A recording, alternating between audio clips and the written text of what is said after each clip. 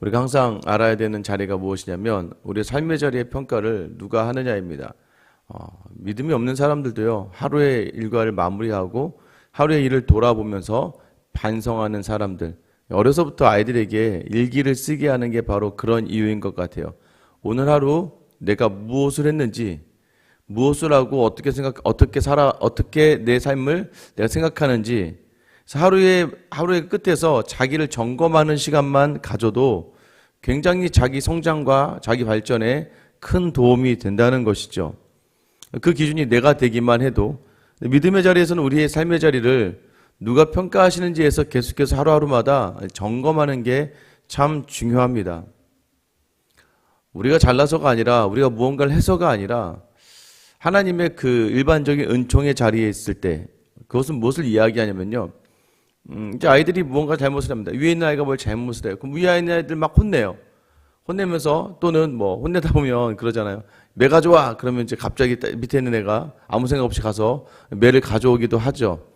매를 가져온다고 해서 그 아이가 이 아이보다 뭔가 특별히 뭔가 잘한 게 아니라, 오늘 이 아이를 혼내기 위해서 야 가서 매 가져와, 그러면 후다닥 뛰어가지고 매를 가져오더라고요. 나중에 그 매로 자기도 맞을 수도 있는데 말이죠. 우리가 알아야 될 것이 있어요. 우리가 가끔은 그 매를 가져오는 그 자리에 서 있는 것이 우리가 무언가를 잘하고 우리가 무언가 특별하고 하나님 앞에서 온전하다고 생각하는 경향이 우리에게 덜어 있습니다. 이 정도 믿으면 됐지 뭐. 이 정도면, 나 정도면 그래도 믿음 생활 준수하지 않나? 이 정도 기도하고, 이 정도 헌금하고, 이 정도 주일날 봉사하면, 이 정도면, 나 정도의 크리스찬이면 나쁘지 않아 라고 생각하는 그 자리. 여러분 기억하셔야 됩니다. 늘 하나님께 오늘 하루의 행동과 내 말과 내 삶을 물을 수 있어야 돼요. 왜요? 평가하시는 분은 하나님이시기 때문입니다. 오늘 본문을 보면은 47절 이렇게 시작하죠. 사울이 이스라엘 왕위에 오른 후에 사방에 있는 모든 대적 곧 모압과 암몬 자손과 에돔과 소바의 왕들과 블레셋 사람들을 쳤는데 향하는 곳마다 이겼고 라고 이야기해요. 지금 이전에는 압제당하던, 이전에 이스라엘을 치러 나왔던 모든 나라들, 그 나라들과 전쟁을 했는데 항상 이겼다라고 이야기합니다. 여기서 그가 사람들을 쳤는데 향하는 곳마다 이겼다. 여기서 항상 향하는 곳마다 이겼다라는 이 표현이요, 라사라는, 야르슈아라는 이 표현인데요. 이 표현은 사실은 이겼다는 표현이 아니에요. 이 표현은 죄인들을 정죄하다라는 표현이 맞습니다. 그러니까 그들이 죄가 심해서 벌을 내리다라는 표현이에요. 여러분 지금 이 표현이 어떻게 우리에게 기억되어지고 있습니까? 사사기 시대에 이스라엘이 하나님께 죄를 범하면 이웃의 나라를 들어서 이스라엘을 쳤단 말이에요. 여기서 표현하는 이겼다는 표현이 바로 그런 표현입니다.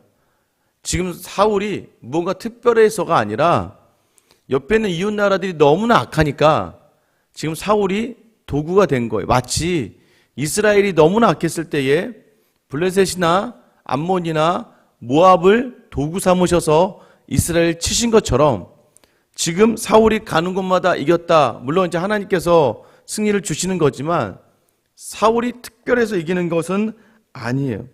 특별히 48절을 보세요. 용감하게 아말렉 사람들을 치고 이스라엘을 그 약탈한 자들의 손에서 건졌더라. 아말렉에 대해서는 용감했다는 말은 특별했다는 거예요. 특심이었다는 것을 이야기해요. 특심이었다. 아말렉의 특심이었다. 이게 우리 내일 본문을 보다 보면 아말렉과의 전쟁이 나와요. 그 사울이 무언가 일을 하는 데 있어서는 최선을 다하고 열심을 다했다는 얘기예요. 그러니까 무언가 일, 왕으로서의 일을 하는 데 있어서는 열심을 다했다는 거예요. 근데 문제는 무엇일까요? 오늘 지금 본문을 여기서 다 읽어보면 이 승리의 장면에 성경에서 그렇게 익숙하게 나오는 표현들이 나오지 않아요. 어떤 표현들이에요? 여호와께서 이기게 하셨다. 여호와께서 승리하게 하셨다. 다윗은요, 사울과 대조된 다윗은 항상 전쟁할 때마다 어디로 가든지 여호와께서 이기게 하셨다. 여호와께서 그날에 승리를 주셨다예요. 사울의 이 승리 가운데에는 그 어느 곳에서도 하나님이 하셨다라는 것들을 발견해낼 수가 없습니다. 무언가 일은 열심히 했다는 거예요. 하나님의 손에 잡혀서 하는 일이 아니라 자기의 열심과 자기의 최선으로 하는 일이었다는 것을 우리는 알 수가 있어요. 제가 목사로서 열심히 했다. 목사로서 열심히 합니다. 열심히 하죠. 그런데 그 열심이 과연 하나님이 원하시는 열심이었나? 내 열심과 내 최선에 하나님을 담아내고 있는가? 여러분 직장에서 일을 열심히 하십니다. 가정에서 남편으로 아내로 또는 부모로서 일을 열심히 해요. 직장에 가서도 최선을 다해 일해요. 중요한 건 만약에 그 자리에 하나님이라는 단어가 느껴지지 않는다면, 하나님 때문에라는 것이 하나도 없다면 여러분 그것은 그냥 우리의 열심일 뿐이에요. 그러고 나서 49절부터 50절에는 사울의 자녀와 사울의 형제가 소개가 되고 아버지가 소개가 됩니다. 너무나 안타까운 건 이름이 나오는 등장하는 인물들의 끝이 그다지 좋지 않게 끝나요. 그 이유를 굳이 따르자면 오늘 52절 말씀이 그 이유를 이야기하고 있습니다. 우리 52절 말씀을 같이 읽어볼게요. 시작. 사울이 사는 날 동안에 블레셋 사람과 큰 싸움이 있었으므로 사울이 힘센 사람이나 용감한 사람을 보면 그들을 불러 모았더라. 사는 날 동안에 처음 47절 시작할 때 사울이 이스라엘 왕위에 오른 후에, 사울이 왕위에 오른 후부터는 전쟁을 했다는 거예요. 여러분 이것이 바로 이스라엘 백성이 원했던 거예요. 우리도 우리를 대신해서 나가서 전쟁을 앞장서서 전쟁해 줄 사람 필요합니다 라고 했고, 사울은 그 이스라엘 요구대로, 백성의 요구대로 왕이 된 이후부터는 항상 전쟁에 섰다는 것을 이야기를 해요. 그리고 특별히 52절에서는 사울이 사는 날 동안에, 이제는 사는 날 동안이에요.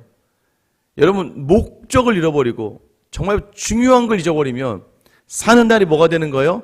사는 모든 날이 다 전쟁이 되는 거예요. 하나님을 놓치면 쉼이 없어요. 하나님과 함께하지 않으면 삶에 평안이 없습니다. 여러분 평안과 쉼은 언제 있는 거예요? 그냥 다 아무것도 안 하고 쉴 때 평안이 있습니까? 마음에 근심과 염려가 있으면 시간 내어 쉬어도 쉬는 게 아니에요. 그 마음의 염려와 근심을 주님께 맡길 때 그때서 우리 안에 진정한 쉼과 평안이 있게 되는 것이죠. 사울이요, 사는 날 동안의 전쟁이라고 해요. 사는 날 왕이 돼서. 이런 왕을 여러분 원하십니까? 한번 저는 여러분에게 궁금해요. 저는 요 근래 우리나라를 보면서 저보고 대통령 하라고 해도 진짜 안 할 것 같습니다. 이 후세에 그렇게 좋게 기억될 대통령이 우리나라에 있지 않을 것 같아요. 왜냐하면 누가 대통령이 돼도, 지금은 누가 대통령이 돼도 제가 볼 때는 참 저 사람이 대단하구나, 나중에 죽어서면 모를까, 그죠? 죽고 나면 그래 그 사람이 참 그래도 괜찮았지 이러지, 죽기 전까지는 제가 볼 때는 아무도 칭찬받고 인정받지 못할 것 같아요.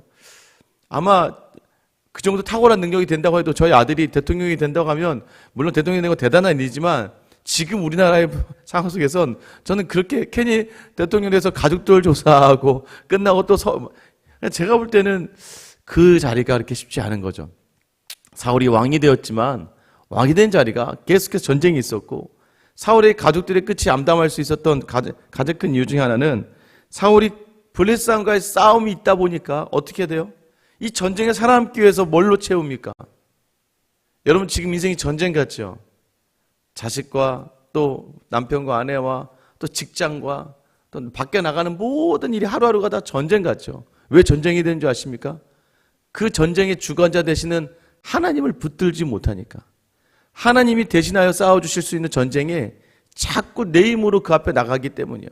자식을 키우는 것도 다 내가 해야 되는 것 같고, 남편과 아내도 다 내가 해야 되는 것 같고, 여러분 그 자리가 계속 하다 보면요, 계속 하루하루가 무언가 세상적인 것들로 채우지 않으면 안 돼요. 그러니까 사울이 지금 힘센 사람, 용감한 사람만 보면 어떻게든 불러 모았다는 거예요. 사울이 다윗을 자기의 사위를 삼았던 가장 큰 이유가 무엇이에요? 싸움을 잘해서 그래요. 처음에 다윗이 나타나서 소년으로 나타났을 때는 야, 너까지 게 뭘 하냐, 됐다, 야 너 저리 가 근데 계속 다윗이 자기가 골리앗이라고 싸운다고 이야기하니까 어쩔 수 없이 내보냈는데 골리앗을 무너뜨리고 전쟁의 승리를 가져와요. 여러분 아세요? 사울이 성경의 기록과 행한 모든 전쟁 중에 자기가 마지막에 요나단과 함께 블레셋에 의해 죽음당하는 그 전쟁 외에 모든 전쟁을 다 이깁니다. 살아가면서 다 이겼다니까요. 이기고 또 이기고 또 이겼는데 남는 게 뭐예요? 남는 게 전쟁 같은 삶밖에 없어요. 비참하고 인정받지 못하는 삶밖에 없어요. 비교하다가 넘어지는 삶밖에 없는 거예요. 여러분 기억하셔야 됩니다. 우리 믿음의 자리도 마찬가지예요. 우리 안에 진짜 복음을 담지 않고 우리 힘으로 무언가를 하려고 하다가 다 무너져 버리고 마는 거예요. 제가 누누이 말씀드리잖아요. 사도행전에 보면 이 바울이요, 아데네 지역으로 갑니다. 아덴 지역으로 가서 복음을 전해요. 그런데 거기 있었던 학자들과 싸워 이겨요. 에피크로스 학파와 스토아 철학자들하고 정말 그 당시 최고의 지성인들과 신 존재에 대해서, 신이 있느냐 없느냐, 하나님이 어떤 분이시냐, 너의 신이 가짜다, 이 논리적인 싸움에서 바울이 다 이깁니다. 열심을 다해서 다 이겨내요. 근데 문제는 뭐예요? 전도가 안 돼요. 아무도 전도가 안 돼요. 그래서 바울이 향한 곳이 어디예요? 그 다음에 고린도 교회. 고린도에 가서 이 바울이 그리스도의 십자가 외에는 내가 전하지 않았다. 오직 그리스도의 십자가만 전했다. 십자가가 미련해 보이나 우리에게 능력이 되면 그 십자가의 복음이 우리를 살리고 우리의 모든 자리에 생명을 넣고 우리의 모든 자리에 평안을 넣고 쉼을 넣고 소망과 기대를 담기 때문입니다. 여러분 믿으시죠? 우리 안에 우리가 자꾸 흔들리는 이유는 자꾸 십자가를 놓치니까 그러는 거예요. 전쟁 같은 싸움에서 이 모든 것을 대신하여 감당하실 분은 하나님밖에 없는데 아무것도 아닌 나라는 존재가 자꾸 모든 전장에서 싸우기 시작하니까 아무것도 아닌 또 너무나도 빈약한 나의 지식으로 모든 것을 감당하려고 하니까 그 자리가 우리 마지막 끝이 비참하고 처참해지고 비교하다 끝나는 인생이 되어버리고 마는 것이죠. 여러분 사울이는 사는 날 동안에 힘센 사람을 모았어요. 힘을 어떻게든 얻으려고 돈을 모으려고 하고 어떻게든 관계적으로 해결하려고 그러고 어떻게든 권력을 가지려고 하고 어떻게든 하나라도 더 모아서 내 안에 있는 것들로 자랑하려고 했던 삶이었어요. 그런데 여러분 다윗은 어떤 삶이었습니까? 다윗은 가는 곳마다 하나님만 생각했어요. 다윗은 가는 곳마다 얻어진 것을 하나님에 전해드려요. 다윗은 가는 곳마다 어떻게든 제사를 드리려고 했고 다윗은 어떻게든 하나님을 찾으려는 자리에 나왔어요.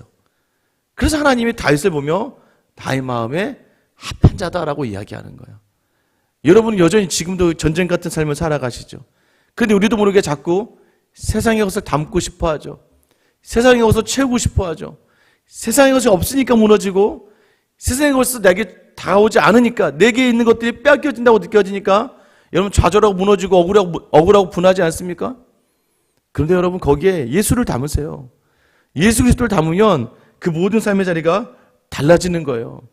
오늘은 내 주변의 사람들로부터 이건 아니다라고 평가받을 수 있습니다. 하지만 우리를 평가하시는 마지막 주관자는 하나님이세요. 여러분 오늘도 여전히 흔들리고 넘어지고 불안해 하십니까? 다시 이 시간 기도하셔야 돼요. 주님 닮기 원하고 그리스도의 십자가를 붙들기 원하고 여러분 말씀의 능력이 있고 하나님께 전능하신 하나님께 모든 것이 가능하신데 왜 여러분 두려워 떨고 있습니까? 오늘 주신 분도 전지하시고 모든 걸 아시는 전능하신 하나님이 내게 주신 자리에서 우리가 감당할 자리는 주님을 붙들고 주님께 내어드리는 거예요. 자꾸 여러분이 하니까 여러분 수준에서 모든 삶의 자리가 끝나고 말잖아요.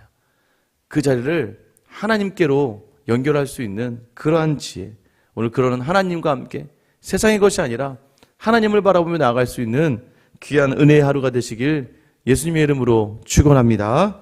기도하겠습니다. 사랑의 하나님, 우리는 너무나 교만하고 우리는 너무나 자만하여 지금 내 주변에 내 삶에 아무 일도 일어나지 않고 그저 내 생각한 것처럼 잘 되고 있으면 마치 내 믿음이 좋아서 내가 무언가 하나의 본전에 서서 이 모든 것들 누리는 거로 착각할 때가 많습니다. 하나님 이 시간 다시 한번 구하오니 삶의 작은 부분까지도 하나님과 함께 동행하며 이야기하며 나아가는 우리의 삶이 되게 하여 주시옵소서. 하나님 어느덧 우리도 모르게 세상의 것에 채워질 때마다 기쁘고 즐겁고 세상의 것이 빼앗겨질 때마다 슬프고 아프고 힘들지는 않았습니까?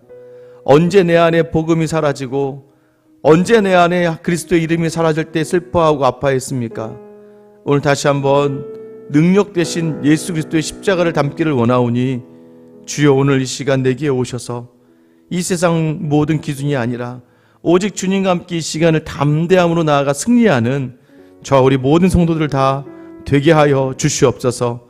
오늘 하루의 삶의 평가는 내가 하는 것이 아니라 주님이 하십니다.